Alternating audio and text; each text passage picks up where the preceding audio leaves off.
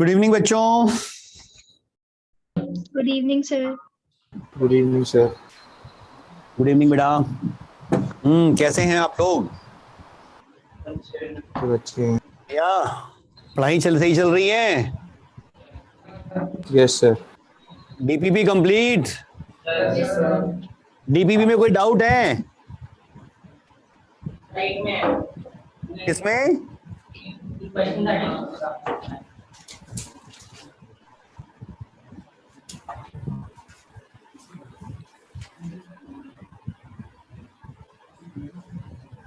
बोल बेटा, क्या डाउट है? एक क्वेश्चन था, उसमें दे रखा था कि मिनिमम कितने वेक्टर्स रिक्वायर होंगे कि एक नॉन कोप्लेनर वेक्टर के बॉडी इक्विलिब्रियम में रहे, जिनका रिजल्टेंट 0 हो। Yes sir. ये तो मैंने क्लास में डिस्कस किया था, बताया भी था। 4 कभी डिस्कस नहीं किया ऐसा? सर वो कोप्लेनर का क्या नहीं हुआ तो समझ ले बेटा। किसी को डाउट तो नहीं इसमें? कितने नॉन कोप्लेनर वेक्टर मिनिमम चाहिए रिजल्टेंट 0 के लिए, अगर उनके मैग्नीट्यूड्स डिफरेंट हैं? ऐसे तो नॉन कोप्लेनर कह दिया तो 4 तो चाहिए होंगे। अगर मैं 3 नॉन कोप्लेनर वेक्टर्स लेता हूं, A B C, A B का रिजल्टेंट इनके बीच में कहीं आएगा? Yes sir. ए बी का रिजल्टेंट जो है वो ए बी के साथ कोप्लेनर होगा। Yes sir. मान लो यहां पर आ गया, तो इस a प्लस बी के साथ मुझे c को भी ऐड करना है, तो इन दोनों का रिजल्टेंट यहां बीच में कहीं आ जाएगा। Yes sir. Yes sir. इन दोनों के रिजल्टेंट, मतलब अगर मैं a b को ऐड करूं और मैं चाहूं कि c उसे कैंसिल कर दे, तो कर ही नहीं सकता, क्योंकि वो तो अलग प्लेन पर है। Yes sir. 3 कोप्लेनर होते तो मैं 0 बना सकता था। ये बताया था 3 कोप्लेनर हो तो 0 बन जाता है। Yes sir. लेकिन अगर नॉन कोप्लेनर हैं तो मुझे कम से कम 4 चाहिए। इन तीनों का कोई ना कोई रिजल्टेंट तो होगा। चौथे को इसके अपोजिट लगा दूंगा उतने ही मैग्नीट्यूड का, तो रिजल्ट 0 आ जाएगा। यानी कि नॉन कोप्लेनर के केस में कम से कम 4 वेक्टर चाहिए। Clear? Yes sir. Deena Yadav बेटा, आपका माइक ऑन है, कुछ कहना चाह रहे हो? नहीं। No sir. ठीक है, आपकी तरफ से थोड़ा शोर आ रहा था, इसलिए जब बोलना हो माइक ऑन कर लो, उसके बाद ऑफ कर लिया करो। कोई और डाउट किसी का? नहीं। चलो, आज हमने स्टार्ट करना है product of 2 vectors. Yes sir. देखो भाई, प्रोडक्ट। अब वेक्टर जो टॉपिक हम पढ़ रहे हैं, ये है तो मेनली मैथ्स का पार्ट, लेकिन फिजिक्स में जरूरत पड़ती है इसलिए कर रहे हैं। एक्चुअल में मैथ्स डेवलप ही इसलिए हो रहा था कि फिजिक्स में जरूरत पड़ती गई, वो चीजें हम मैथ्स में बनाते गए। डिफरेंशियल कैलकुलस की जरूरत पड़ी, ड्राइव कर दिया। इंटीग्रेशन की जरूरत पड़ी, बना दिया। तो ऐसे ही वेक्टर्स में भी कुछ डिफरेंट टाइप के केसेस आ रहे थे, तो वेक्टर्स के भी हमने 2 टाइप के प्रोडक्ट डिफाइन किए। यानी कि वेक्टर का प्रोडक्ट भी एल्जेब्रिक प्रोडक्ट से कुछ डिफरेंट है, और वो भी एक टाइप का नहीं है, 2 टाइप के हैं। पहला वेक्टर का प्रोडक्ट जो डिफाइन किया गया उसका नाम है scalar product. Scalar product of 2 vectors की बात कर रहे हैं, जिसका दूसरा नाम है डॉट प्रोडक्ट। स्केलर प्रोडक्ट भी कहते हैं और डॉट प्रोडक्ट भी कहते हैं। कैसे डिफाइन किया गया, पहले तो वो डेफिनेशन समझे हम। वेक्टर ए डॉट वेक्टर बी, इस तरह से लिखते हैं। यानी कि 2 वेक्टर्स के बीच में हमने डॉट लगा दिया, इसे कह रहे हैं डॉट प्रोडक्ट ऑफ 2 वेक्टर्स और scalar product of 2 vectors. Dot product क्यों कह रहे हैं? क्योंकि डॉट लगाया। स्केलर प्रोडक्ट क्यों कह रहे हैं? क्योंकि इसका रिजल्ट जो आता है वो एक स्केलर क्वांटिटी आती है। इसकी डेफिनेशन दी गई A B cos theta, where A is the magnitude of vector A, b is magnitude of vector b, and this theta is angle between vector a and vector b। ये basic definition दी गई है scalar product की define कर दी। अब जब भी हमें डॉट प्रोडक्ट करना है तो यही करना है। जैसे मल्टीप्लिकेशन डिवाइड डिफाइन किया गया, एडिशन स्केलर में डिफाइन किया गया, वैसे वेक्टर्स में एक डॉट प्रोडक्ट डिफाइन कर दिया। वेक्टर ए डॉट वेक्टर बी, जिसकी डेफिनेशन है A B cos theta. Note करते रहना बेटा, नोट्स बनाते रहना साथ के साथ।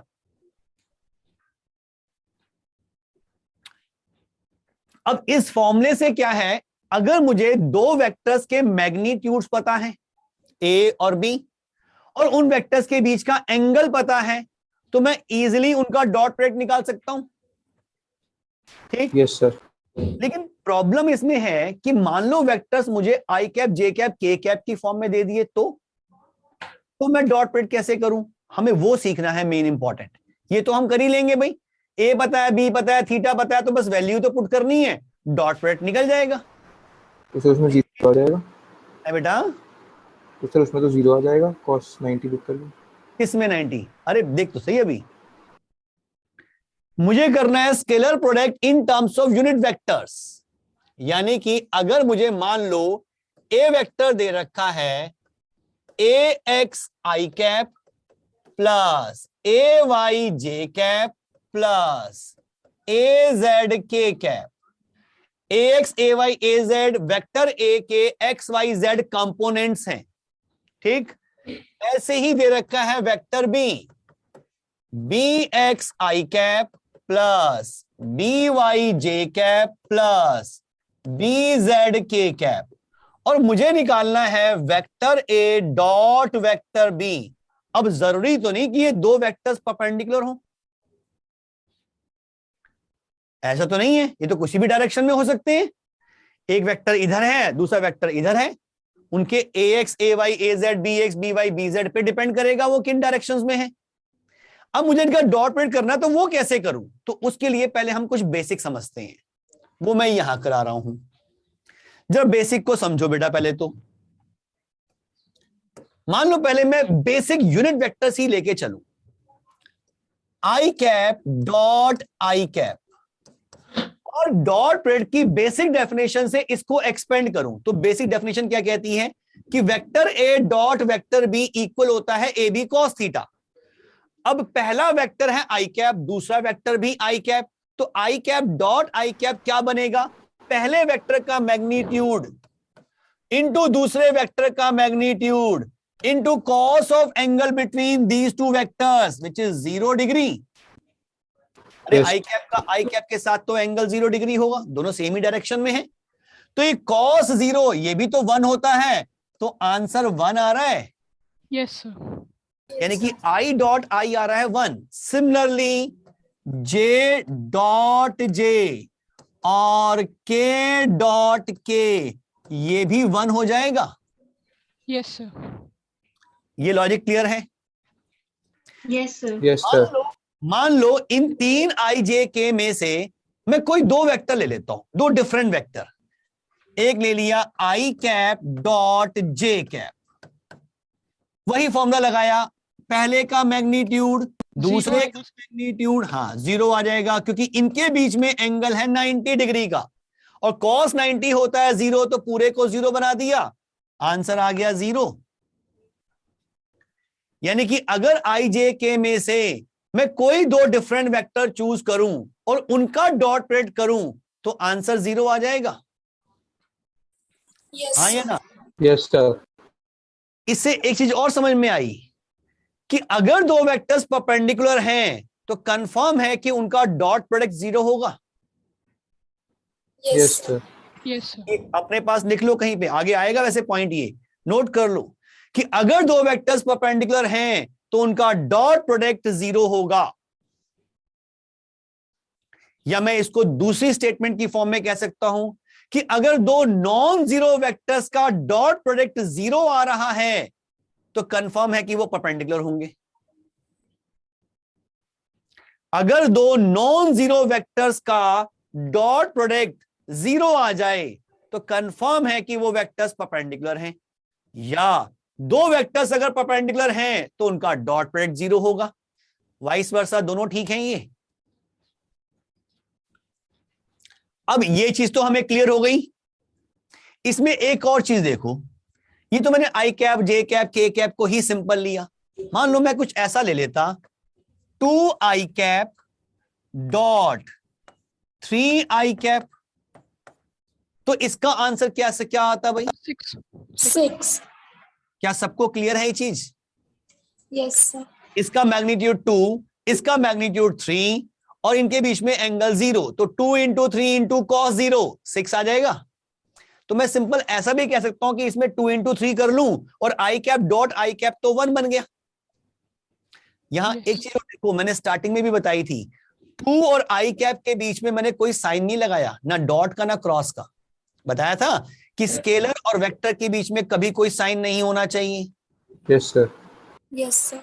क्योंकि डॉट और क्रॉस तो हम वेक्टर्स के बीच में दिखाएंगे। तो ये आपको ध्यान रखना है। अब इस लॉजिक को यूज करके मैं इन दोनों को आराम से डॉट प्रोडक्ट कर सकता हूं। देखो क्या आएगा, ये मैं पहले पूरी वैल्यू लिख देता हूं, A x I cap plus A Y J cap plus A Z के कैप, ये A vector dot B vector means B x I cap B Y J cap plus B Z के cap. A dot B करना है तो ये ए है वो B है। अब डॉट प्रोडक्ट करना है तो इन प्रोडक्ट को एडिशन में डिस्ट्रीब्यूट कर दूं। सबसे पहले मैं इसको इससे मल्टीप्लाई करूं, फिर इसको इससे मल्टीप्लाई करूं, फिर इसको इससे, फिर इसकी बारी आ जाएगी, ये तीनों से मल्टीप्लाई होगा, फिर इसकी बारी आ जाएगी, ये तीनों से मल्टीप्लाई होगा, और मल्टीप्लाई कैसा? Dot product. तो देखे भाई, पहले मैंने जब इसको इससे मल्टीप्लाई किया तो आई डॉट आई तो 1 हो जाएगा, बचेगा क्या? AX BX। एक्स। जब मैं इसको इससे मल्टीप्लाई करूंगा तो क्या आंसर आएगा? 0। AY BY। A X B Y AX B। 0 into 0, क्योंकि आई डॉट जे आ गया, आई डॉट जे तो 0 हो जाएगा बच्चे। इनका डॉट प्रोडक्ट 0 आ जाएगा। Yes sir. किसी को कंफ्यूजन? No sir. इसका इससे डॉट प्रोडक्ट क्या होगा? 0। 0। अब इसको इससे करूंगा तो क्या होगा? 0। इसको इससे करूंगा तो AY BY। Plus A Y B Y. इसका इससे 0। 0। इनका 0। 0। इनका 0। 0। AZ AZ BZ। मतलब ये तो बहुत आसान काम हो गया कि दो वेक्टर्स अगर आई जे के में दे रखे हैं तो मुझे करना क्या है? आई को आई से, जे को जे से, के को के से, बाकी की जरूरत नहीं, बाकी ने तो 0 हो जाना है। तो आंसर मिल गया मुझे ये। Yes sir. इसका एक न्यूमेरिकल देख लेते हैं भाई, 2 आई कैप माइनस 3 जे cap plus K cap, dot product करना है आई प्लस जे, बस इतना ही ले लो भाई। क्या आंसर लिखूं इसका? 2 इंटू 1 2, माइनस 3 इंटू 1 -3, 1 इंटू -1। नहीं 0, तो आंसर आ गया -1। Yes sir. डॉट प्रोडक्ट करना तो बहुत आसान हो गया, सिंपल है। Yes sir. तो दो वेक्टर्स का डॉट प्रोडक्ट आराम से कर सकते हो। देखें जरा इनकी एप्लीकेशन, क्या ये नोट कर लिया? हटा दूं? Yes sir. आ जाओ भाई, एप्लीकेशन ऑफ स्केलर प्रोडक्ट और डॉट प्रोडक्ट। सबसे पहली application, to find the angle between the vectors. अगर vector I cap, J cap, K cap में दे रखे हैं तो उन वेक्टर्स के बीच में एंगल निकालने के लिए हम स्केलर प्रोडक्ट की हेल्प लेते हैं। किस तरह से भाई? देखो, हमारे पास डॉट प्रोडक्ट की बेसिक डेफिनेशन है, A vector dot B vector is equals to A B cos theta. ये थीटा ही तो इन दो वेक्टर्स के बीच में एंगल है। तो मैं लिख सकता हूं cos theta is equals to vector A dot vector B upon A B. ये फॉर्मूला यूज करके हम इजीली दो वेक्टर्स के बीच में एंगल निकाल सकते हैं जो आई cap, J cap, K cap की फॉर्म में है। एग्जांपल लेते हैं, मान लो मुझे दे रखा है A vector I cap minus 3j cap plus 4k cap, B vector 2i plus j minus k। और क्वेश्चन है कि इन दो वेक्टर्स के बीच में एंगल निकालो भी कितना है। मान लिया इन दो वेक्टर्स के बीच में एंगल थीटा है जो मुझे कैलकुलेट करना है, तो मैं कह सकता हूं cos theta is equals to a dot B upon A B. अब डॉट प्रोडक्ट में तो मुझे लगता कोई मुश्किल काम, 1 इंटू 2 -5 हाँ -3 -4 डिवाइडेड बाय ए और बी क्या है, वेक्टर ए का मैग्नीट्यूड और वेक्टर बी का मैग्नीट्यूड। वेक्टर ए का मैग्नीट्यूड आएगा under root of 1 plus 9 plus 16 और बी वेक्टर का मैग्नीट्यूड आएगा under root of 4 plus 1 plus 1। Yes sir. तो cos थीटा की वैल्यू क्या मिल गई, ऊपर तो आ गया -5, नीचे क्या आया अंडर रूट में 26 इंटू 6, √6 तो इनका प्रोडक्ट कर दो कितना आया 26 इंटू 6 216 अंडर रूट 216। तो मैं थीटा को क्या लिखूंगा, cos inverse of -5 upon under root 216।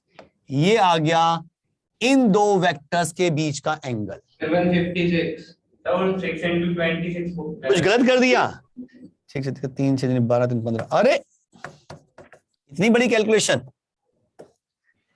चलो जी ठीक कर लो इसे, यहां भी गलती लिखी है।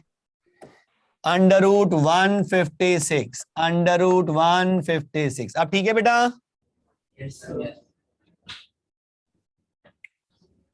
तो दो वेक्टर्स के बीच में एंगल कैसे निकालना है, process clear? Yes sir. Question आ सकता है एग्जाम में, तो ध्यान रखना है इसका। Next second application, condition for perpendicular vectors. मैंने अभी लिखवा भी दी वैसे आपको। If vector A is perpendicular to vector B, तो हम कह सकते हैं vector A dot vector B is 0। या मैं इसे दूसरी तरीके से कह सकता हूं, if for two non-zero vectors, vector A dot vector B equal to 0 means vector A is perpendicular to vector B। ये दो चीजें ध्यान रखनी है। मैंने यहां पे स्पेशली नॉन जीरो वेक्टर्स लिखा है क्योंकि अगर A और B में से कोई एक जीरो हो गया तो डॉट प्रोडक्ट वैसे ही 0 बना देगा वो।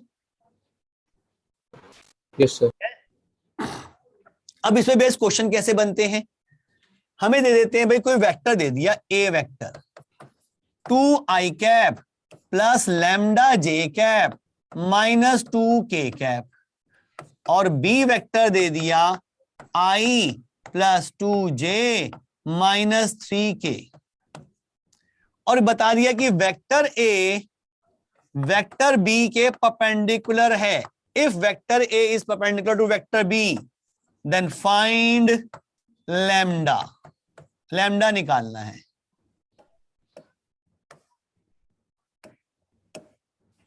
ये क्वेश्चन आ गया। अब दे रखा है कि ये दोनों परपेंडिकुलर हैं, अगर ये परपेंडिकुलर हैं तो इनका डॉट प्रोडक्ट 0 होगा। तो डॉट प्रोडक्ट कर देते हैं भाई, 2 इंटू 1 2, लैम्डा इंटू 2 प्लस में 2 लैम्डा, माइनस 2 इंटू -3 प्लस में 6, और ये 0 आना चाहिए।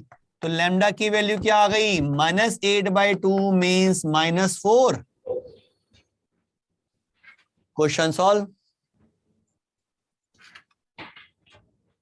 क्या ये सेकंड एप्लीकेशन समझ में आ रही है? Yes, sir. चलो जी आगे बढ़े फिर। सर नोट करना है। Yes sir. जल्दी कर लो बेटा।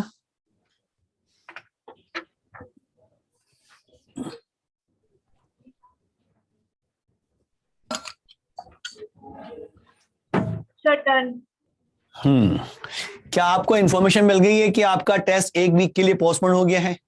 सर चलो मैं बता देता हूँ, इस संडे अगले संडे होगा, क्योंकि वेक्टर्स आज खत्म होगा। प्रैक्टिस कब करोगे, टेस्ट की तैयारी कैसे करोगे? तो वेक्टर्स तो पूरा आ रहा है। Yes sir.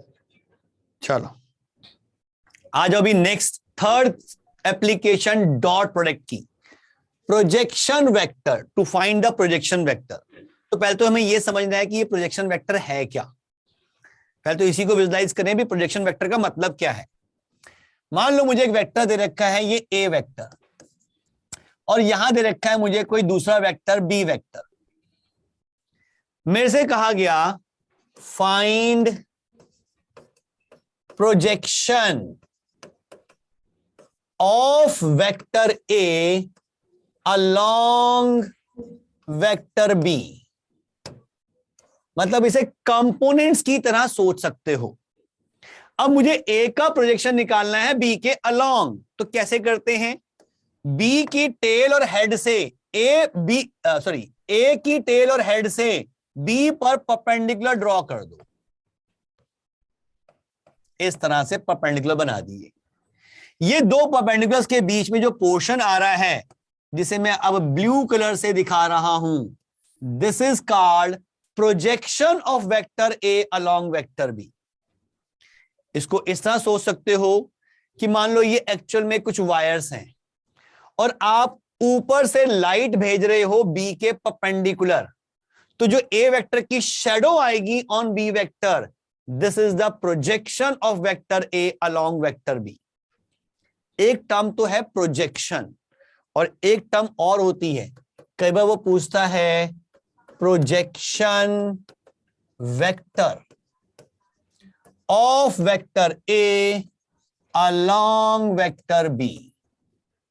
दो चीजें हैं, एक प्रोजेक्शन, एक projection vector.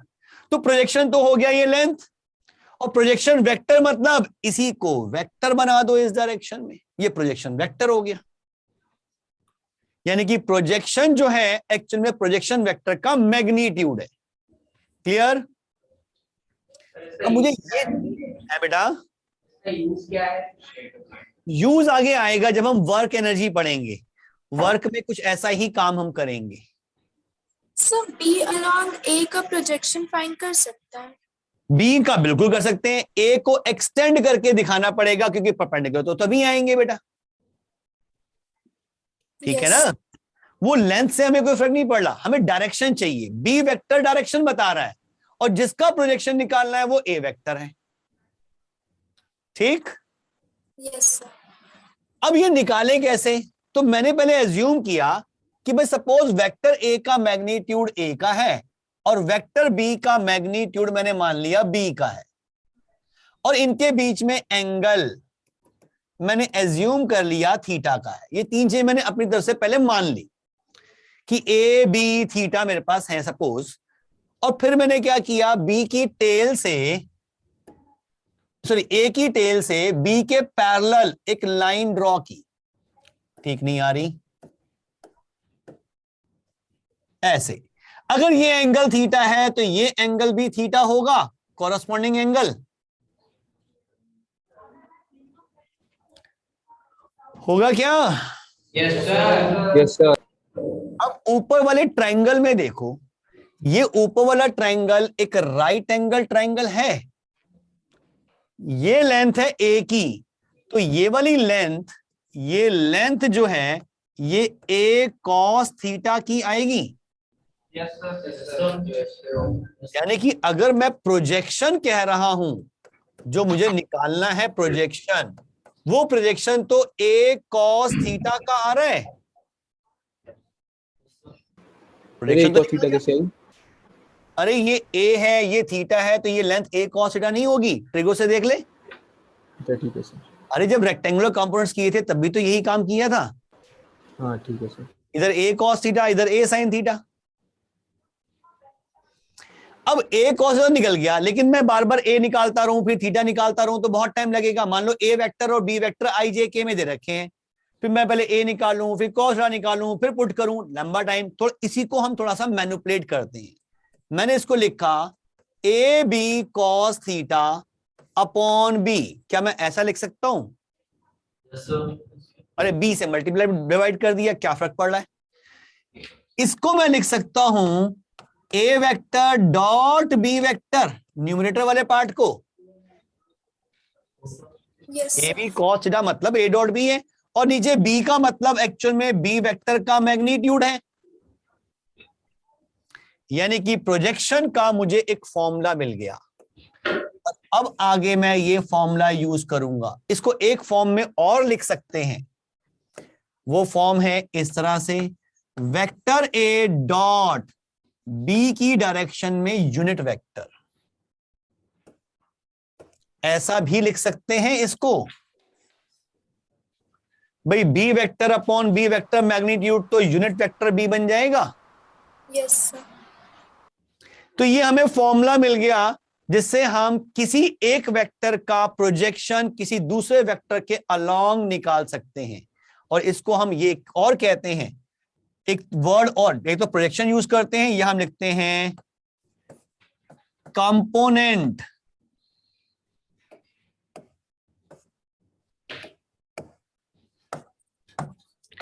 Component of vector A parallel to vector b.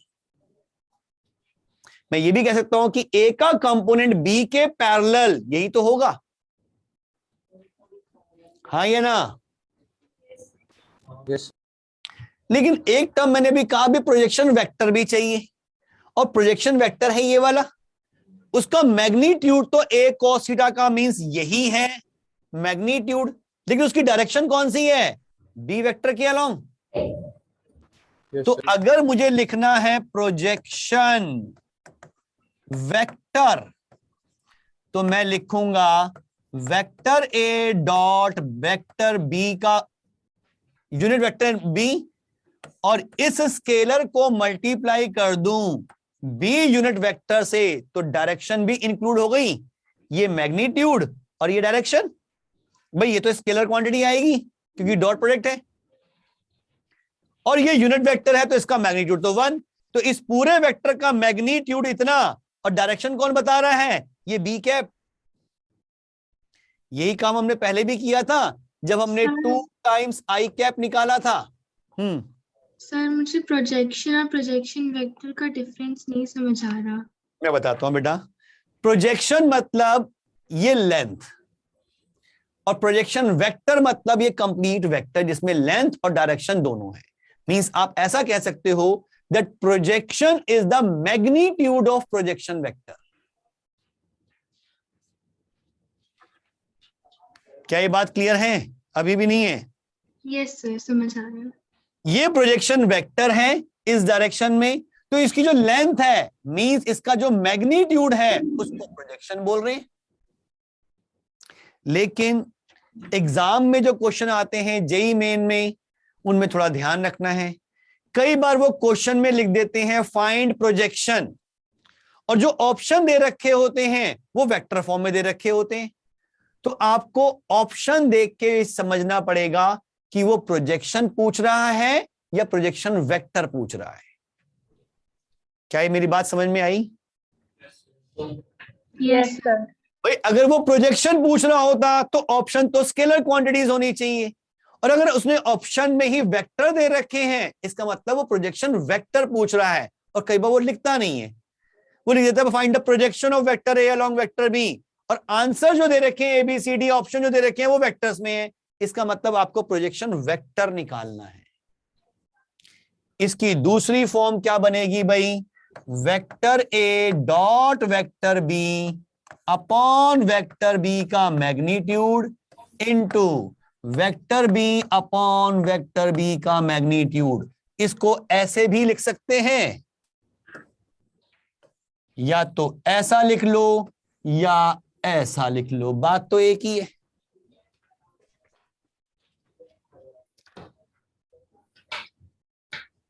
क्या ये कॉन्सेप्ट क्लियर?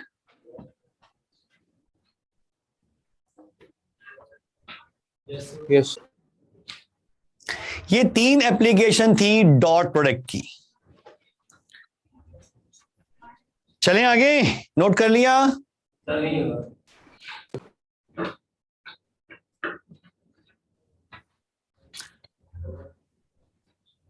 जल्दी जल्दी कर ले बेटा।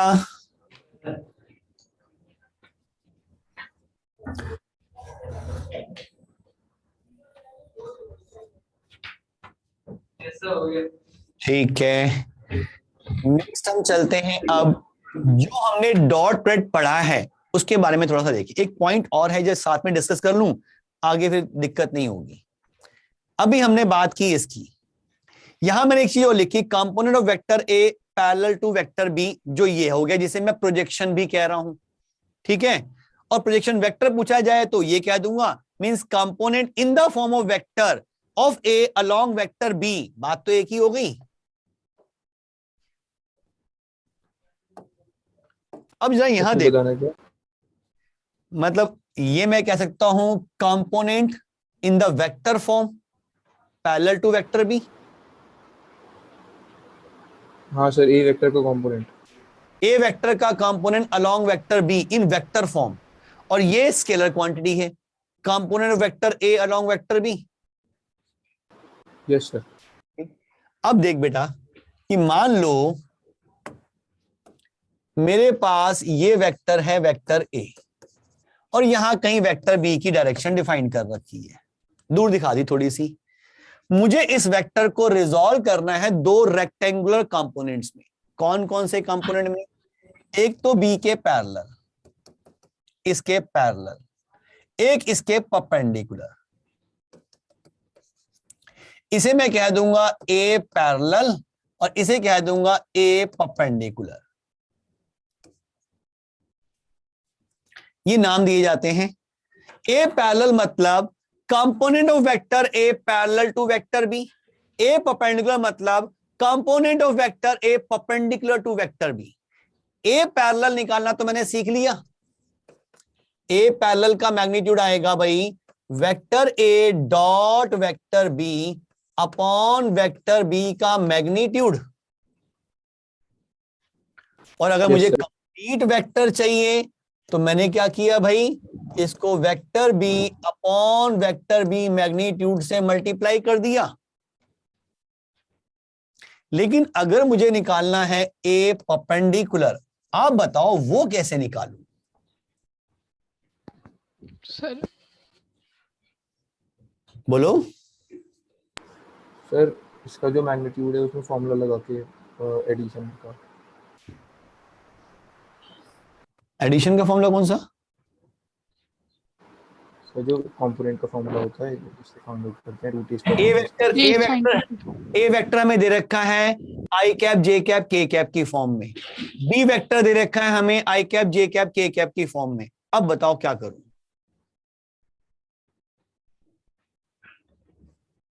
अरे सिंपल है, इस फिगर में देखो तो ए पैरेलल प्लस ए परपेंडिकुलर वापस ए वेक्टर मिलेगा। अरे उसी के तो कंपोनेंट्स हैं।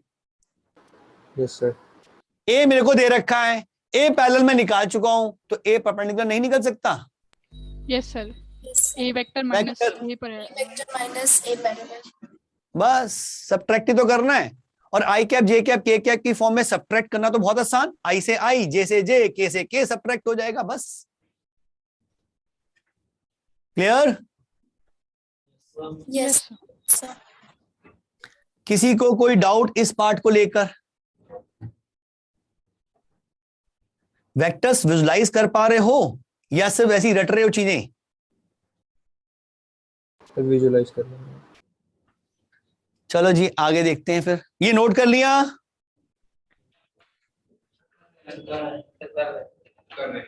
जल्दी जल्दी।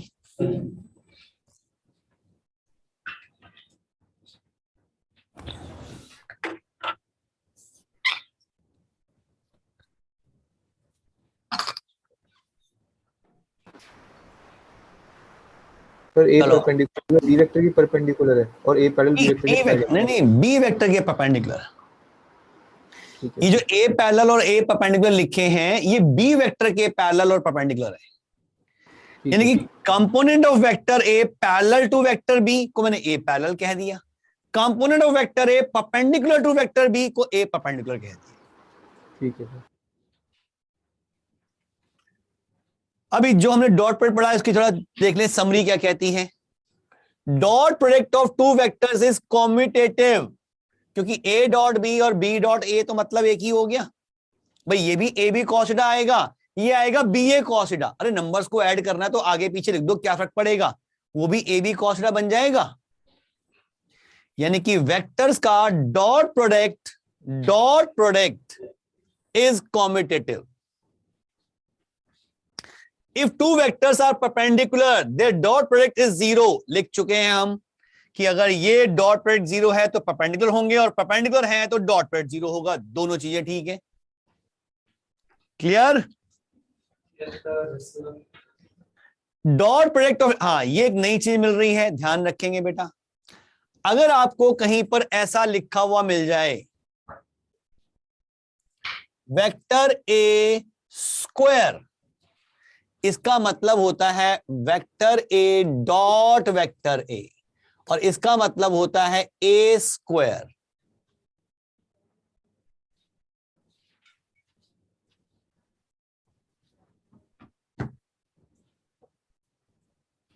किसी वेक्टर का कहा गया स्क्वायर कर दो, इसका मतलब उसने कहा कि उस वेक्टर को उसी वेक्टर के साथ डॉट प्रोडक्ट कर दो, और कुछ नहीं। The angle between the vectors theta हम पढ़ चुके हैं। Component of vector in the direction of vector भी अभी बताया, ए पैरेलल के बारे में और ए परपेंडिकुलर के बारे में। सब पॉइंट्स क्लियर हैं? Yes sir.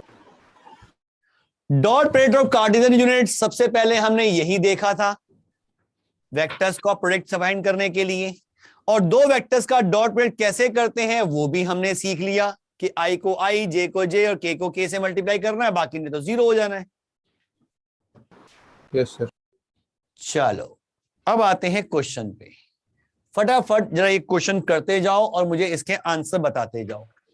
पहले क्वेश्चन का आंसर जो घर से अटेंड कर रहे हैं वो सिर्फ चैट पे भेजेंगे, और जो क्लास से अटेंड कर रहे हैं वो हैंड रेज करेंगे बेटा।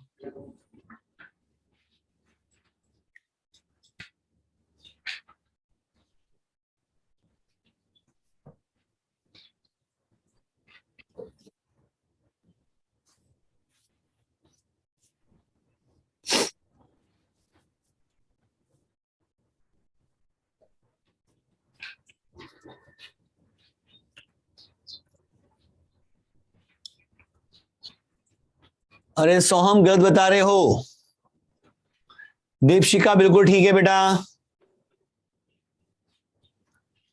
हिमांशी गड़बड़ कर रहे हो, पूछा क्या गया है, ध्यान से पढ़ो। Angle between two vectors. अरे कॉस थीटा की वैल्यू कितनी आ रही है? 90। कॉस थीटा की वैल्यू तो जीरो आ रही है, और अगर कॉस थीटा की वैल्यू जीरो आ रही है तो एंगल तो 90 डिग्री का होगा। जीरो क्यों होगा?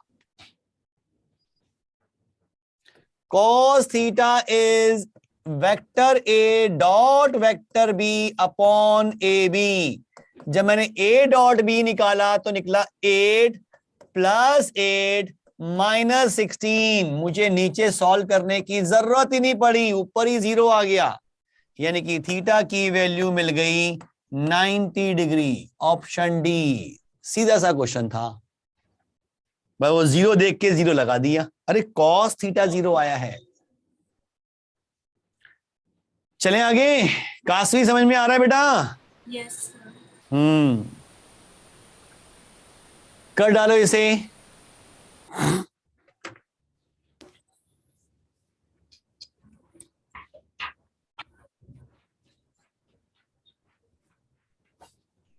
मेरा आंसर तो आ गया, आप बताओ।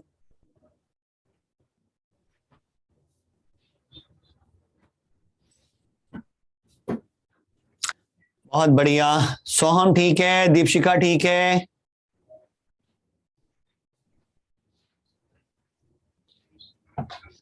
अभी ऐसा क्वेश्चन किया भी था मैंने।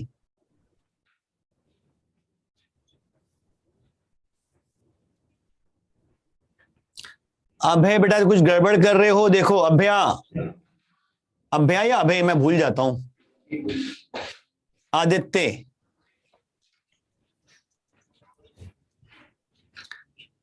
हाशिर बेटा बिल्कुल ठीक है, नहीं गड़बड़ है, हाशिर गलत कर रहे हो।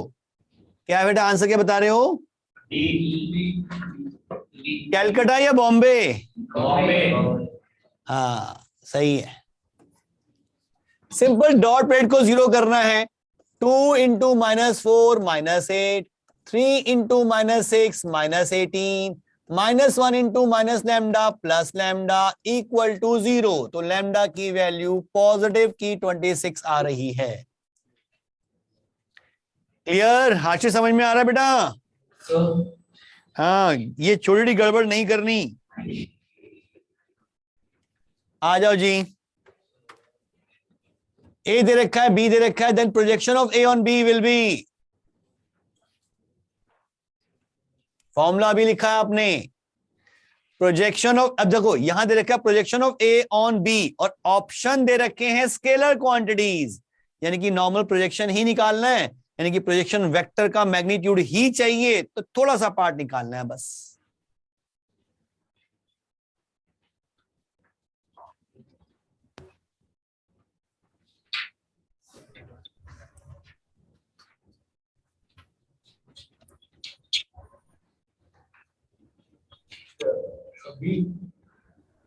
बिल्कुल ठीक है बेटा। प्रोजेक्शन का फॉर्मूला है वेक्टर ए dot vector B upon vector B का magnitude. A dot B 2 into -1 -2 plus 3 into 3 9 plus -1 into 4 -4 upon under root of 1 plus 9 plus 16। तो ऊपर तो आ गया 3 और नीचे आ गया अंडर रूट 26, ऑप्शन बी। सबका क्लियर? Yes sir. आ जाओ भाई next, vector product. Scalar product तो हमने सीख लिया कि दो वेक्टर्स का डॉट प्रोडक्ट, स्केलर प्रोडक्ट कैसे करना। अब हम बात कर रहे हैं दूसरे टाइप के प्रोडक्ट की, वेक्टर्स का दूसरा प्रोडक्ट, जिसे हम नाम देते हैं वेक्टर प्रोडक्ट, और इसका दूसरा नाम है cross product.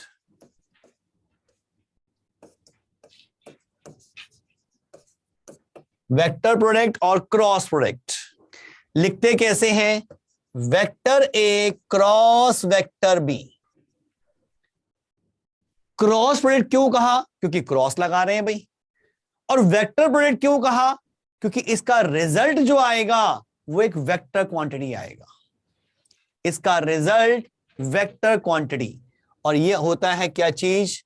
A B sine theta into a normal unit vector. ये डेफिनेशन दी गई वेक्टर ए क्रॉस वेक्टर बी की, बहुत इंपॉर्टेंट है।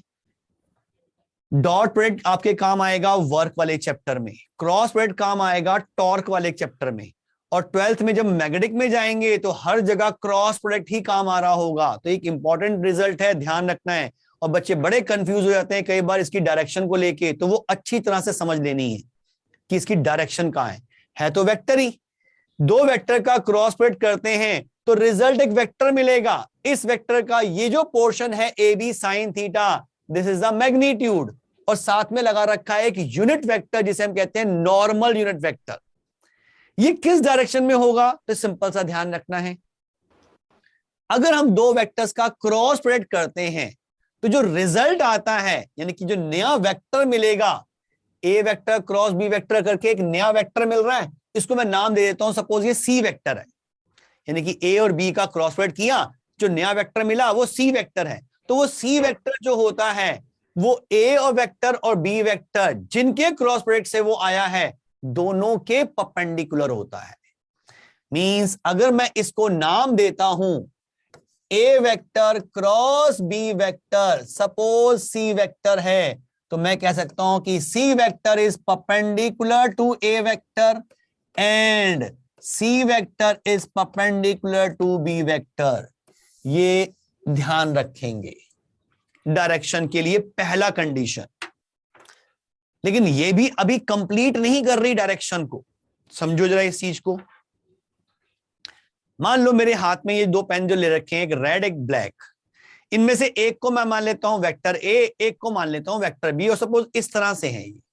ये ए वेक्टर है, ये बी वेक्टर है, ठीक। मैं ए क्रॉस बी करता हूं, तो ए क्रॉस बी से जो रिजल्ट मिल रहा है सी वेक्टर, मुझे ये समझ में आ गया कि वो दोनों के परपेंडिकुलर है। लेकिन इन दोनों के परपेंडिकुलर तो ऊपर भी हो सकता है और नीचे भी हो सकता है। Yes sir. लेकिन आंसर तो किसी एक डायरेक्शन में आना चाहिए, दो दो कैसे बना दूं? तो इसके लिए भी एक रूल बनाया गया जिसे हम कहते हैं right hand thumb rule. Right hand thumb rule क्या कह रहा है कि हम अपने राइट हैंड की फिंगर्स को कर्ल कर लें, जैसे काम आपने 10th में भी किया था मैग्नेटिक के चैप्टर में, करंट से मैग्नेटिक फील्ड निकालने के लिए। लेकिन थोड़ा सा डिफरेंट है, समझ लें बेटा। राइट हैंड की फिंगर्स को हम ऐसे कर्ल कर लें और अपनी फिंगर्स को मूव करें पहले वेक्टर से दूसरे वेक्टर की तरफ, पहले वेक्टर से दूसरे वेक्टर की तरफ, कवरिंग दैट एंगल थीटा जो हम डेफिनेशन में यूज कर रहे हैं। इन दो वेक्टर्स के बीच में एंगल थीटा ये वाला है। तो जो अगर ये ए वेक्टर है और ये बी वेक्टर है, तो मुझे अगर ए क्रॉस बी करना है तो मैं अपनी फिंगर्स को ए से बी की तरफ मूव करूंगा। जो थंब की डायरेक्शन आएगी that is the direction of this resultant vector C vector. यानी कि सी वेक्टर ए क्रॉस बी ऊपर की तरफ आ रहा है, नीचे की तरफ नहीं। लेकिन अगर मैं करता B cross A cross B की जगह अगर मुझे बी क्रॉस ए करना होता तो मैं ऐसे घुमाता बी क्रॉस ए, तो डायरेक्शन नीचे आती। Yes sir. यानी कि ए क्रॉस बी अगर ऊपर आ रहा है तो बी क्रॉस ए नीचे आ रहा है। तो रिजल्टेंट वेक्टर की डायरेक्शन कैसे डिफाइन की गई ये समझ में आ रहा है? Yes sir. कुछ इस तरह से एज्यूम कर लो भाई, मान लो ये एक प्लेन और इस प्लेन पे दो वेक्टर हैं, एक ए वेक्टर और एक इधर बी वेक्टर। ये दोनों वेक्टर ही इसी प्लेन पे हैं जिनके बीच में एंगल थीटा। अब मुझे ए क्रॉस बी करना है तो ए क्रॉस बी की डायरेक्शन इस केस में नीचे की तरफ आएगी। Yes sir. इस प्लेन के परपेंडिकुलर, जो दोनों के परपेंडिकुलर होगी, क्योंकि ए और बी तो दोनों इसी प्लेन पर हैं। ये पिक्चर विजुलाइज कर पा रहे हो? Yes sir. और अगर मुझे बी क्रॉस ए निकालना है तो बी क्रॉस ए ऊपर की तरफ आएगा, वो भी परपेंडिकुलर होगा इस प्लेन के। यानी कि ए क्रॉस बी और बी क्रॉस ए में फर्क पड़ गया। तो मैं कह सकता हूं कि वेक्टर्स का क्रॉस प्रोडक्ट कॉम्यूटेटिव नहीं है, क्योंकि ए क्रॉस बी और बी क्रॉस ए ये इक्वल नहीं है। हां, अगर मैं कंप्लीट बताना चाहूं, इनकी इक्वलिटी देखना चाहूं, तो ए क्रॉस बी एक्चुअल में negative of B cross A के बराबर है। सिर्फ डायरेक्शन ही तो उल्टी है, मैग्नीट्यूड तो यही रहेगा, ए बी साइन थीटा।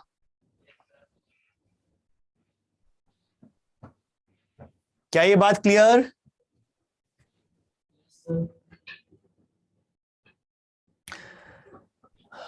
अब दो वेक्टर्स का क्रॉस प्रोडक्ट, बेसिक डेफिनेशन तो हमें समझ में आ गई भाई, a B sine theta into a normal unit vector. और ये नॉर्मल यूनिट वेक्टर कहां होगा? अरे दोनों के परपेंडिकुलर होगा। और किस तरफ निकालेंगे? राइट हैंड थंब रूल से निकालेंगे। क्लियर? अब प्रॉब्लम हमारी वहीं खड़ी है फिर से। मान लो vector I cap J cap K cap की फॉर्म में दे दिया, तब क्या करूं? यहां तो दिखा दिया भाई, वेक्टर ए इधर वेक्टर बी इधर, निकाल लिया, डायरेक्शन इधर होगी। लेकिन अगर वेक्टर्स आई cap J cap K cap की फॉर्म में हो तो मैं क्रॉस प्रोडक्ट कैसे करूं? जरा उसको समझते हैं। आओ भाई, डायरेक्शन ऑफ वेक्टर प्रोडक्ट, ये तो हमने डिफाइन कर दिया पीछे ही, इसकी तो जरूरत नहीं। अब आए vector product in terms of unit vectors. मान लो फिर से वही ले लिया हमने vector a x I cap plus A Y J cap plus A Z के कैप, और बी वेक्टर दे रखा है वही बी एक्स आई कैप प्लस बी वाई जे कैप प्लस बी जेड के कैप। और हमें निकालना है वेक्टर ए क्रॉस वेक्टर बी, जिसको मैं पूरा लिख लूं ए एक्स आई कैप प्लस ए वाई जे कैप प्लस ए जेड के कैप क्रॉस बी एक्स आई कैप बी वाई जे कैप और बी जेड के कैप। अब मुझे ये सॉल्व करना है, तो इसके लिए फिर से वही बेसिक समझें। पहले आई जे के क्या हो रहे हैं देखें भाई, इधर आई कैप क्रॉस आई कैप क्या बनेगा? 0 आई कैप और आई कैप के बीच में एंगल कितना होगा? 0 डिग्री। 0 और cross sine equals to 0। Cross product की डेफिनेशन में तो साइन आता है और साइन 0 होता है 0, तो इसको तो 0 बना देगा। तो ये ध्यान रखेंगे, आई क्रॉस आई बनेगा 1 into 1 into sine 0 degree into normal unit vector, और साइन 0 तो 0, तो पूरे को 0 बना दिया इसने।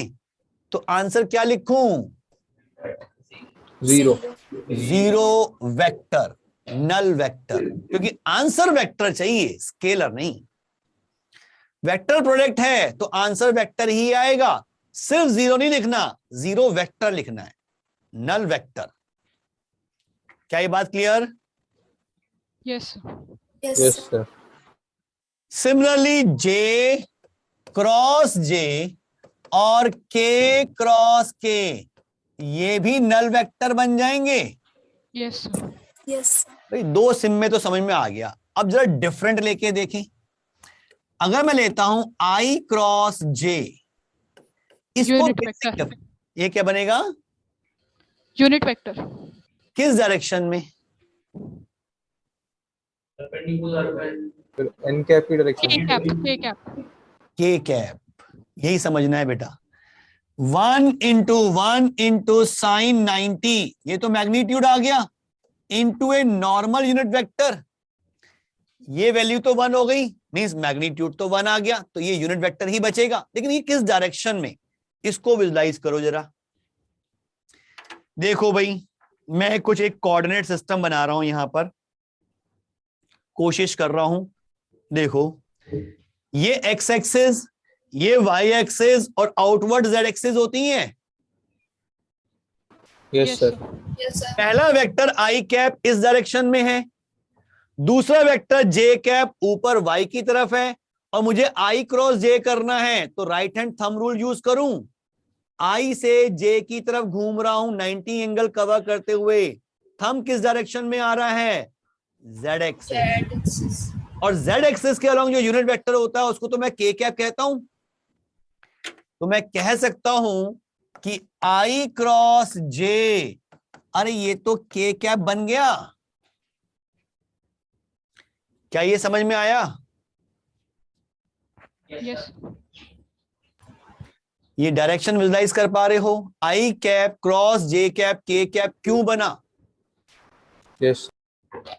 आप बताओ मुझे फिर, के कैप क्रॉस जे कैप क्या बनेगा? आई कैप चेक कर लो एक बार। माइनस आई कैप। सर हाँ। माइनस आई कैप। ऐसे नहीं बोल देना कुछ भी बिना चेक किए, जो स्टार्ट कर रहे हो। के इस डायरेक्शन में, आउटवर्ड के, और जे ऊपर, तो मैं के क्रॉस जे करूंगा तो डायरेक्शन इधर आ रही है, नेगेटिव एक्स की तरफ, और नेगेटिव एक्स की तरफ तो माइनस आई कैप होता है, तो ये मिलेगा माइनस आई कैप। लेकिन अगर मैं जे क्रॉस के लिखता तो आता आई कैप। अब ये बार बार मैं चेक करके बताता रहूं तो बहुत मुश्किल हो जाएगा काम, हर बार चेक ही करना पड़े कि इनका प्रोडक्ट क्या बनेगा, ये तो बहुत टाइम लग जाएगा। तो एक सिंपल सा तरीका है याद करने का, आई cap J cap K cap एक सर्कल की फॉर्म में लिखो। आई से जे की तरफ एरो, सॉरी, जे से के की तरफ, के से आई की तरफ। इन तीन में से किन्हीं दो डिफरेंट का अगर आप क्रॉस प्रोडक्ट करते हो तो तीसरा आएगा, ये कंफर्म है। लेकिन वो पॉजिटिव में आएगा या नेगेटिव में आएगा, वो डिपेंड कर रहा है कि क्रॉस प्रोडक्ट करते समय आप इन एरोज के अकॉर्डिंग चले हो तो पॉजिटिव, इनके अपोजिट चले हो तो नेगेटिव। यानी कि I क्रॉस जे प्लस के होगा, जे क्रॉस के पॉजिटिव का I, के क्रॉस I पॉजिटिव का जे। लेकिन I क्रॉस के एरो के उल्टा चले तो माइनस जे, के cross J minus I, J cross I minus के। क्या ये प्रोसेस समझ में आ रहा है? Yes sir. अब इसको यूज करके जरा इनका प्रोडक्ट करके देखें भी क्या आता है। सॉल्व करते हैं इसको। पहले इसको इससे किया, क्या आंसर मिलेगा बताओ आप मुझे? 0 बिल्कुल, नल वेक्टर मिल जाएगा, तुम्हें लिखने की जरूरत नहीं। नल वेक्टर को किसी से भी ऐड करूंगा वही बचेगा, नल वेक्टर तो बचेगा नहीं, तो लिखने की जरूरत ही नहीं। अब इसको इससे करूंगा तो क्या मिलेगा? के कैप, के कैप तो मिला I cross J, BX cap, AX BY K cap. Yes sir, AX BY I cross J मतलब के कैप। क्या ये समझ में आया? यस इसको इससे करो जरा, क्या मिलेगा भाई? माइनस AX BZ, I के है तो माइनस जे बनेगा, मींस माइनस AX BZ जे कैप। इसको तीनों से कर लिया, अब इसकी बारी आ गई Yes. भाई। जे क्रॉस I माइनस के AX BX के कैप, माइनस AY BX के कैप। जे क्रॉस जे 0 जे क्रॉस के पॉजिटिव का I, yes AY BZ I, के क्रॉस I पॉजिटिव का J, yes AZ BX J, के cross J minus negative I, I, yes minus I आएगा तो AZ BY I, और K cross के 0 बच गया। ये थोड़ा सा इजी फॉर्म में लिखें भाई, वेक्टर ए क्रॉस वेक्टर बी क्या आ रहा है? तो यहां पे मैंने आई कैप देखा कहां कहां है, इसमें है और इसमें है, इन दोनों को पहले लिख लेता हूं। तो AY BZ minus AZ BY I cap, ऐसा लिख सकता हूं आई कैप वाले को। भाई अगर 2I माइनस आई होता या 3I माइनस 2I होता तो मैं डायरेक्टली आई कैप लिख देता, तो मैंने मैग्नीट्यूड सबट्रैक्ट करके आई कैप लिख दिया। ठीक, जे कैप में ये है और ये है तो आ जाएगा प्लस में, वो पॉजिटिव का पहले लिख देता हूं, AZ BX minus AX BZ जे कैप। बाकी रह गया के कैप, इन दोनों में है, plus AX BY minus AY BX के कैप। ये आ गया मेरे पास आंसर। लेकिन ये तो बहुत ही गंदा मेथड है यार, बहुत टाइम लगेगा, बार बार चेक करते रहेंगे। अगर क्रॉस प्रोडक्ट में ही 2 मिनट लगा देंगे हम, हर बार चेक करते रहें क्या आ रहा है, फिर उसके बाद उनको सेपरेट करें, तो इस प्रोसेस में तो टाइम लग जाएगा। लेकिन प्रोसेस समझ में आ रहा है क्या किया हमने? ये यस दो वेक्टर्स का क्रॉस प्रोडक्ट कैसे कर रहे हैं ये तो क्लियर हो गया आपको। लेकिन हमें क्या करना है कि काम आसान हो, तो उसके लिए हमें मैथ्स का एक टूल और सीखना है, डिटर्मिनेंट। पहले तो मैं अब उसी की बात करूंगा। ये सब नोट कर लिया? Yes sir, yes sir. देखिए भाई स्पेस यहां पे कितना है, थोड़ा बहुत है, एक शीट डाल दें और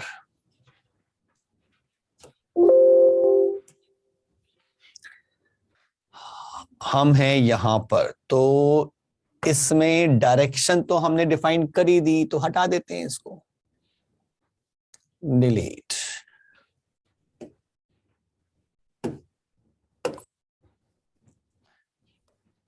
वैसे तो मैथमेटिकल टूल्स में ये आता है, जो अभी हमने रोक रखा है कुछ टाइम के लिए, लेकिन थोड़ा सीख लेते हैं भाई डिटर्मिनेंट को कैसे सॉल्व करते हैं, डिटर्मिनेंट होता क्या है। ये काफी चीजें आसान कर देता है, कई फॉर्मूले इसकी फॉर्म में आते हैं और हमारा काम आसान हो जाता है। देखो भाई, मैं अभी बात कर रहा हूं उसी डिटर्मिनेंट की जिसकी हमें जरूरत है, 3/3 का। दो वर्टिकल लाइंस के बीच में हम कुछ नंबर्स लिखते हैं, 2, 3, 1, 5, 2, -1, 8, -2, 5, कुछ भी लिख दिया आर्बिट, ऐसे कुछ नंबर्स डाल दिए, इन नंबर का अरेंजमेंट किया और दो वर्टिकल लाइन लिख दी। इसे हम कहते हैं डिटर्मिनेंट। ये मैथ्स वाले बच्चे मैथ्स में पढ़ेंगे 12th में, मैट्रिसेस एंड डिटर्मिनेंट, लेकिन हमें ज्यादा टेंशन लेने की जरूरत नहीं, हमें सिर्फ डिटर्मिनेंट सॉल्व कैसे करना है ये आना चाहिए। बाकी बहुत सारी प्रॉपर्टीज इसकी हैं जो आप वहां पढ़ोगे। हमें देखो क्या मिलेगा, ये चीज आई डिटर्मिनेंट, जो दो वर्टिकल लाइन के बीच में बनाते हैं। हर डिटर्मिनेंट की अपनी एक पर्टिकुलर वैल्यू होती है, एक न्यूमेरिकल वैल्यू निकलती है, हमें वही निकालना सीखना है। लेकिन इसमें देखो पहले क्या क्या टर्म्स डिफाइन की गई हैं। यहां पे जो हॉरिजॉन्टल पार्ट्स होते हैं इन्हें हम कहते हैं रोज। रोज जो हॉरिजॉन्टल है, यानी कि इस डिटर्मिनेंट में 1, 2, 3 रोज हैं, 3 रोज हैं इसमें। और जो वर्टिकल वाला पार्ट है ये 1, 2, 3, इन्हें हम कहते हैं कॉलम्स, वर्टिकल। यानी कि ये डिटर्मिनेंट जो है ये 3/3 ऑर्डर का है, या 3 ऑर्डर का कह देते हैं, क्योंकि हर डिटर्मिनेंट में हमेशा number of rose and number of columns equal होते हैं। हर डिटर्मिनेंट में नंबर ऑफ रोज और नंबर ऑफ कॉलम्स हमेशा इक्वल होते हैं। मैट्रिसेस जो पढ़ोगे उसमें डिफरेंट हो सकते हैं, लेकिन डिटर्मिनेंट में हमेशा इक्वल होते हैं। ये जो डिटर्मिनेंट है ये 3 ऑर्डर का है। 3 ऑर्डर का मतलब इसमें 3 रोज एंड 3 कॉलम्स है। क्या डिफाइन किया गया है, समझ में आ रहा है? हाँ या ना? अब इसकी वैल्यू कैसे निकालनी है, बहुत सिंपल सा प्रोसेस है। ऐसा एक प्रोसेस आपने लीनियर इक्वेशन 2 वेरिएबल्स कब सॉल्व करना सीखा था? 10th में? Yes sir. 10th में आपने क्रॉस मल्टीप्लिकेशन वाला प्रोसेस सीखा था लीनियर इक्वेशन 2 वेरिएबल्स का। Yes sir. कुछ मिलता जुलता वैसा ही यहां पे मिलेगा, तो बहुत मुश्किल नहीं होगी करने में। देखो जरा इसकी वैल्यू कैसे निकालते हैं।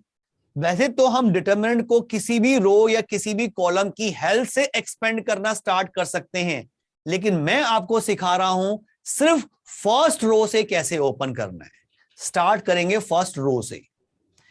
फर्स्ट रो का पहला एलिमेंट उठाओ, लिख दो। इसके प्रोडक्ट में हमें कुछ लिखना है, फर्स्ट एलिमेंट के प्रोडक्ट में कुछ लिखना है। और वो क्या लिखना है?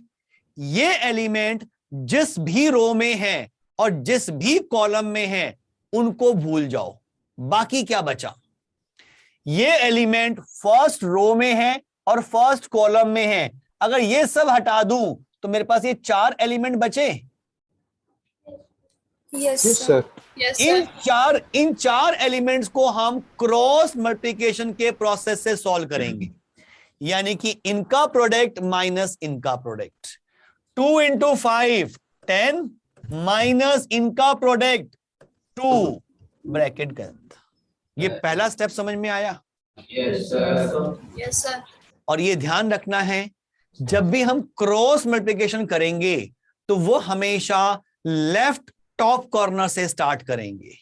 ये क्रॉस मल्टीप्लिकेशन हमेशा लेफ्ट टॉप कॉर्नर से स्टार्ट करोगे। कहां से स्टार्ट करोगे? लेफ्ट टॉप कॉर्नर से। जो भी 4 एलिमेंट बचेंगे उसमें लेफ्ट टॉप कॉर्नर से आपको क्रॉस मल्टीप्लिकेशन स्टार्ट करनी है, इनका प्रोडक्ट माइनस इनका प्रोडक्ट। यहां तक क्लियर? अभी तो पहला एलिमेंट लिखा, जब हम सेकंड एलिमेंट लिखेंगे तो हमेशा उसका साइन चेंज करेंगे, सिर्फ सेकंड एलिमेंट का। यहां 3 दे रखा है तो यहां लिखो -3 इनटू आगे का प्रोसेस वही। ये एलिमेंट जिस रो और जिस कॉलम में है उसको छोड़ दो, बाकी बचे ये 4 एलिमेंट्स, 2 इधर 2 इधर, इनका cross multiplication 5 into 5 25 -8 into -1 -8। Second step clear? एक एलिमेंट हो गया, दूसरा हो गया, तीसरा एलिमेंट वो एज इट इज जैसा है वैसा ही, साइन सिर्फ सेकंड एलिमेंट का चेंज होगा। ऐसा क्यों? इसका रीजन मैथ्स के बच्चे सीख लेंगे, माइनर्स और कोफैक्टर्स में कुछ डिफरेंस होता है, उसके अकॉर्डिंग हमें सिर्फ प्रोसेस ध्यान रखना है। +1 इस रो को छोड़ दिया, इस कॉलम को छोड़ दिया, ये 4 एलिमेंट्स बचे। क्रॉस मल्टीप्लिकेशन स्टार्ट करना है लेफ्ट टॉप कॉर्नर से, 5 इंटू -2 -10 माइनस इनका प्रोडक्ट 16। पहली रो हमने यूज कर ली पूरी, इसे सिंप्लीफाई कर दो, इस डिटर्मिनेंट का आंसर आ जाएगा। देख लेते हैं भाई, 8 16 ये कितना आएगा? 33 -99 और ये आ जाएगा -26। तो कितना हो गया भाई? ये यहां बचा 120, ये 10 बचा, -10 तो -109। ठीक है? Yes sir. डिटर्मिनेंट कैसे सॉल्व किया समझ में आ गया? ऐसे आप कर सकते हो। Yes sir. दे दूं एक क्वेश्चन? Yes sir. चलो जी, ये नोट कर लिया तो हटा दूं इसको? Yes sir. देखो भाई, यही दे देता हूं एक क्वेश्चन। ये हमने डिटर्मिनेंट ले लिया 2, पहले भी 2 लिया था, कुछ चेंज कर दें। 5 -1 3 2 0 5 0 3 1। सॉल्व करो इसकी वैल्यू।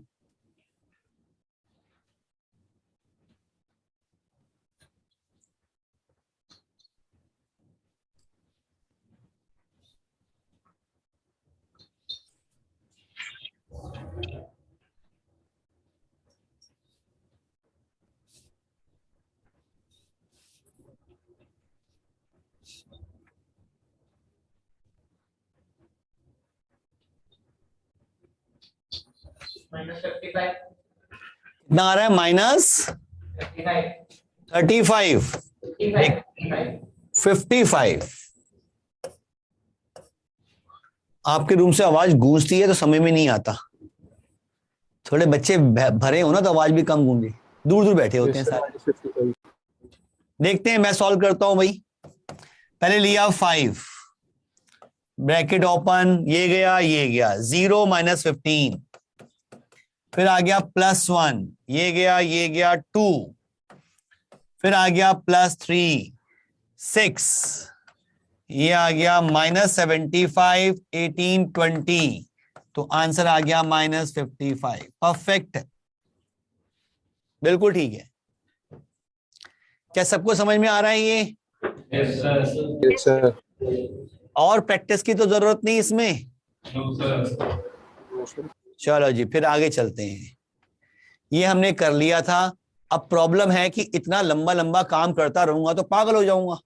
एक आसान मेथड, एक ऐसा फॉर्मूला जो डिटरमिनेंट की फॉर्म में है। मान लो मुझे 2 वेक्टर्स वही दे रखे हैं, vector ax_i plus ay_j plus az_k और vector bx_i plus by_j plus bz_k और मुझे निकालना है वेक्टर ए क्रॉस वेक्टर बी, ये कैलकुलेट करना है। तो इसका एक फॉर्मूला है डिटर्मिनेंट की फॉर्म में। एक डिटर्मिनेंट बनाओ, पहली रो जो है वो सिंपल लिख दो, आई cap J cap K cap, हमेशा पहली रो आई cap J cap K cap. फिर उसके बाद जो सेकंड रो आएगी, ये जो पहला वेक्टर आपने लिया है इसके कंपोनेंट्स, पहले वेक्टर के कंपोनेंट्स क्या हैं, a x A Y A z. फिर थर्ड रो जो आएगी नेक्स्ट वेक्टर के components b x B Y B z. इस डिटर्मिनेंट को सॉल्व करो और आंसर मिल जाएगा। जब करके देखते हैं, आई कैप के साथ में क्या आएगा, इनका प्रोडक्ट माइनस इनका product, A Y B Z minus A Z B Y. फिर माइनस जे कैप, इसका साइन चेंज करना है, ये हट गया ये हट गया, A X B Z minus A Z B X. फिर प्लस के कैप के साथ क्या आएगा, ये गया, A X B Y minus B X A Y. जब चेक करो कि क्या पहले भी यही आंसर था,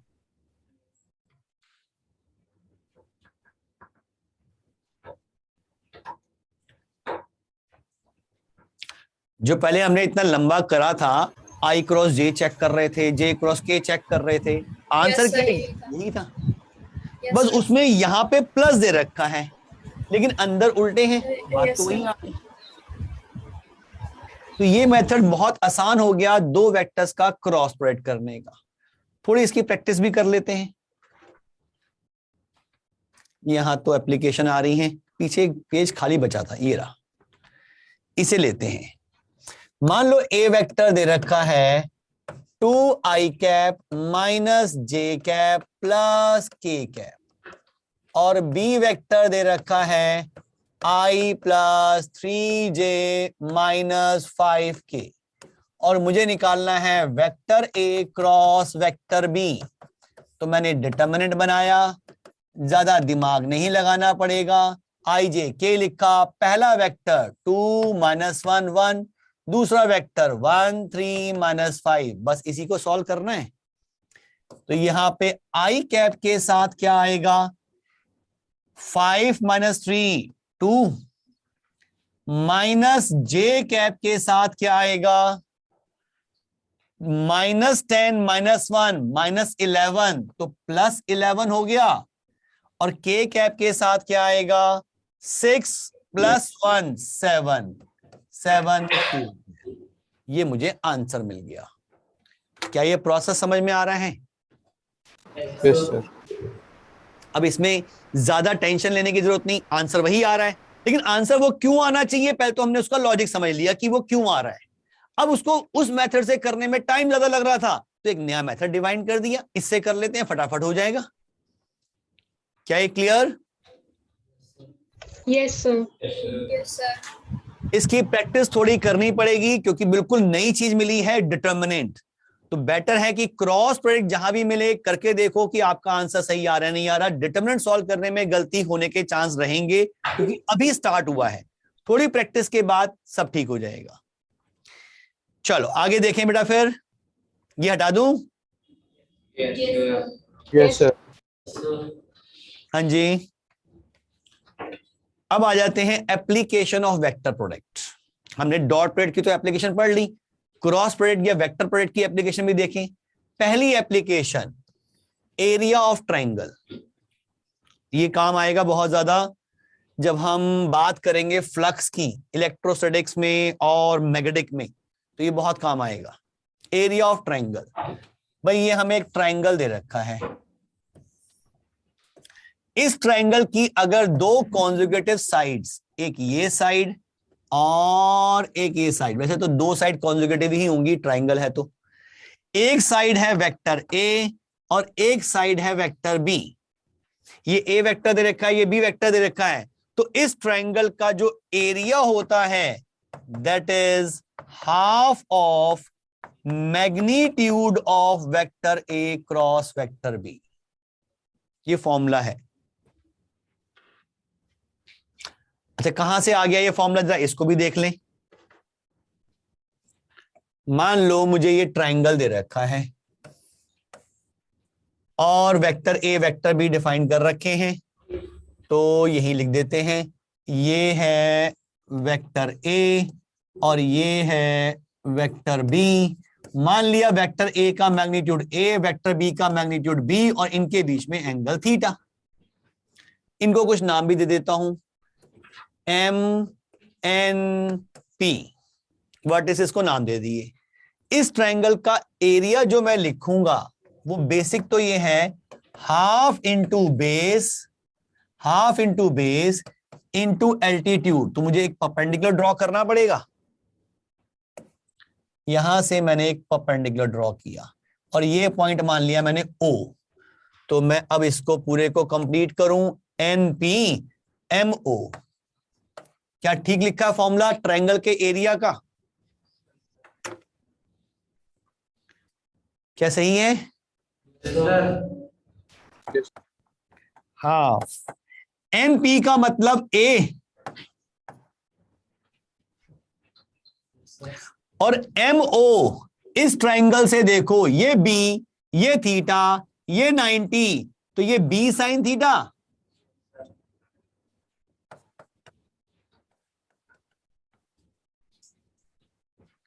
और AB साइन थीटा क्या चीज है? Vector A cross vector B का मैग्नीट्यूड ही तो है। Yes sir. तो इसको मैं ऐसी फॉर्म में लिख सकता हूं। Yes sir. तो हमें फॉर्मूला मिल गया।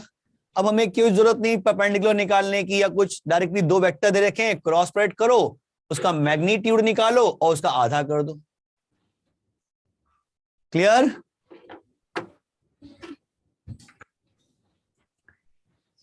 सेकंड एप्लीकेशन क्रॉस प्रोडक्ट की, एरिया ऑफ पैरेललोग्राम। कोई एक पैरेललोग्राम हमें दे रखा है। इस पैरेललोग्राम के दो कॉन्जुगेटिव साइड्स, दो वेक्टर्स हैं। ये है ए वेक्टर और ये है बी वेक्टर। तो इस ट्रायंगल, इस पैरेललोग्राम का एरिया जो होगा that is vector A cross vector B का मैग्नीट्यूड।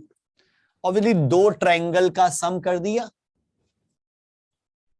अगर मैं यहां पे एक डायगोनल ज्वाइन कर देता तो एक ट्रायंगल का एरिया तो हाफ ऑफ दिस आता, दूसरे का भी इतना ही आता, सेम ट्रायंगल बनते, तो डबल करने पे ये मिल जाएगा। क्या ये clear formula? Third application area की ही है, लेकिन किसी भी क्वाड्रिलेटरल के लिए। वो फॉर्मूला क्या कहता है? कोई भी आर्बिट शेप का क्वाड्रिलेटरल आपको दे रखा है, कैसी मर्जी शेप का हो, लेकिन इस क्वाड्रिलेटरल के दो डायगोनल्स, एक डायगोनल ये D1 वेक्टर और दूसरा डायगोनल दे रखा है D2 वेक्टर। तो इस क्वाड्रिलेटरल का एरिया वो आएगा half of cross product of D1 and D2 का मैग्नीट्यूड।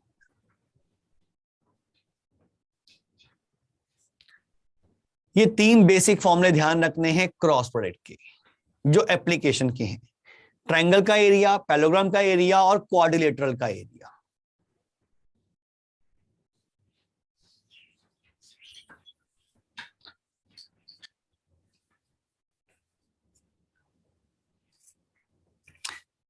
नोट कर लिया क्या? Yes, sir. Yes sir. आ जाओ भाई, वेक्टर्स के कुछ इंपॉर्टेंट पॉइंट्स, मतलब रिवीजन देख लें फटाफट। Vector product of two vector is always a vector perpendicular to the plane containing the two vectors that is orthogonal. Orthogonal word use करते हैं हम परपेंडिकुलर के लिए, to both the vectors vector a and vector b. And unit vector perpendicular to vector a and vector B is this. भाई दो vector का cross product करूंगा तो दोनों के परपेंडिकुलर आएगा। मुझे चाहिए यूनिट वेक्टर, तो इसी वेक्टर को इसी के मैग्नीट्यूड से डिवाइड कर दिया तो यूनिट वेक्टर मिल गया। लेकिन लेकिन प्लस माइनस क्यों लगाया? सर वेक्टर तो हो सकता है ना। हाँ, Direction ऊपर के भी लिए। हो सकता है, नीचे भी हो सकता है। दो वेक्टर्स के परपेंडिकुलर यूनिट वेक्टर चाहिए, तो इन दोनों के परपेंडिकुलर यूनिट वेक्टर इधर भी हो सकता है और इधर भी हो सकता है। अब मुझे नहीं पता मुझे ए क्रॉस बी करूं या बी क्रॉस ए करूं, तो मैंने ए क्रॉस बी किया, उसका नेगेटिव करने पे बी क्रॉस ए अपने आप आ जाएगा, यानी कि दोनों Yes, sir. डायरेक्शन में आ जाएंगे। क्या ये क्लियर? ये एग्जाम Yes, में sir. आता है कि दो वेक्टर्स दे रखे होते हैं, दोनों के परपेंडिकुलर एक यूनिट वेक्टर निकालना होता है। ठीक है, ये आगरा सेंटर पे बैग वैग बंद होने शुरू हो गए हैं। क्या हो गया भाई? निकालो कॉपी, नोट तो करो चीजें, बड़ी जल्दी बंद कर देते हो यार। निकालो कॉपी, बाहर निकालो, अभी हैं फंडे देने, नोट करो इसे। हैं जी, क्या चीज? कॉपी बाहर है। नहीं नहीं नहीं, ये सेकंड अब निकल रही है बच्चे की कॉपी, तो ये तो तैयार था छुट्टी करे और मैं भागूं, स्कूल वाली आदत पड़ी हुई है। सर ये समरी है ना, तो सर ये लिखा हुआ है ऑलरेडी नोटेड। अच्छा कोई बात नहीं, हो सकता है अभी टाइम है, कुछ और पॉइंट भी आ जाए, कुछ नहीं। अच्छा ये पॉइंट तो नया आ गया, ये तो समरी में नहीं लिखवाया, तो पहले नहीं लिखवाया था मैंने। चलो आगे देखो, vector product of two vector is not commutative, हम डिस्कस कर चुके हैं। Cross product a cross b and b cross a have equal magnitude but opposite direction as shown in the figure. ये फिगर भी मैंने आपसे डिस्कस की हैं। ए क्रॉस बी, इस केस में ए क्रॉस बी ऊपर आएगा और बी क्रॉस ए नीचे आएगा।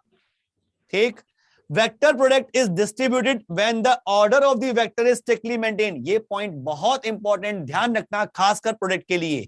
डॉट प्रोडक्ट में तो कोई दिक्कत नहीं, जिस मर्जी ऑर्डर में रख दो, लेकिन क्रॉस प्रोडक्ट कॉम्यूटेटिव नहीं है।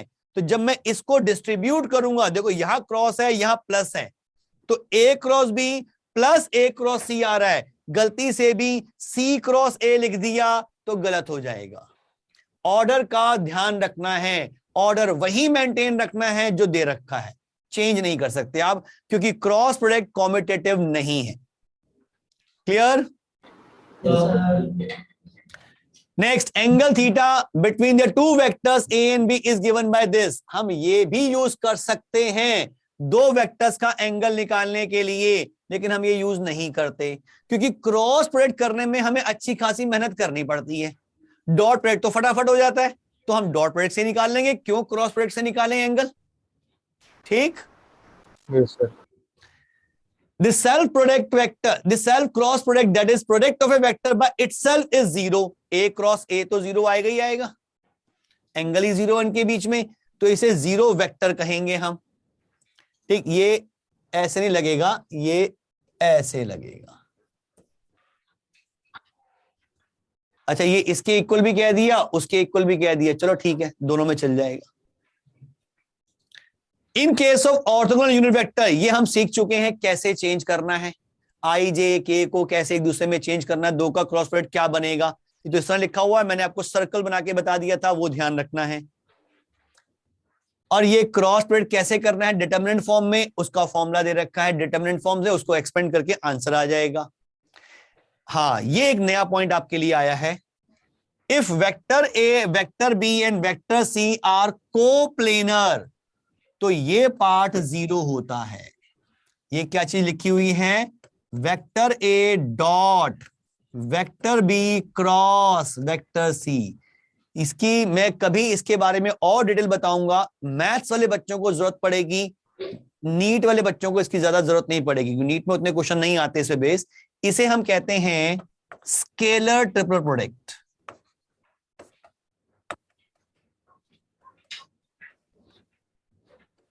ये क्या रिप्रेजेंट करता है फिर कभी टाइम में देखेंगे, अभी के लिए ध्यान रखना है कि अगर तीन वेक्टर्स कोप्लेनर हैं तो उनका स्केलर ट्रिपल प्रोडक्ट जीरो आता है। क्यों आता है, जरा इसको विजुलाइज करो।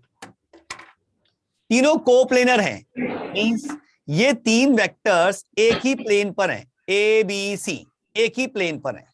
ठीक, मैं अगर बी क्रॉस सी निकालता हूं तो बी क्रॉस सी इस प्लेन के परपेंडिकुलर आएगा, बी क्रॉस सी इस प्लेन के परपेंडिकुलर, तो वो वेक्टर इस ए के भी तो परपेंडिकुलर हो गया। अब बी क्रॉस सी का अगर मैं ए के साथ डॉट करता हूं, वो तो आपस में परपेंडिकुलर, तो वो डॉट प्रोडक्ट जीरो आ जाएगा।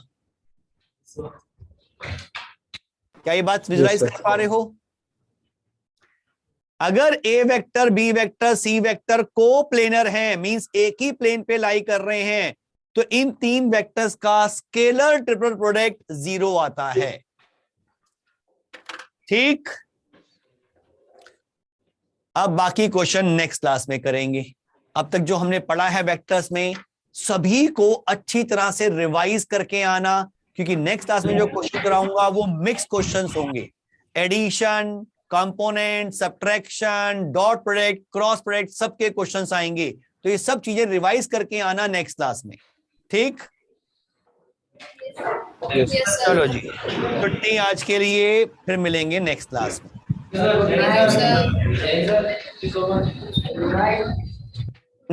कुछ कह रहे थे क्या? Thank you so much. Bye बेटा।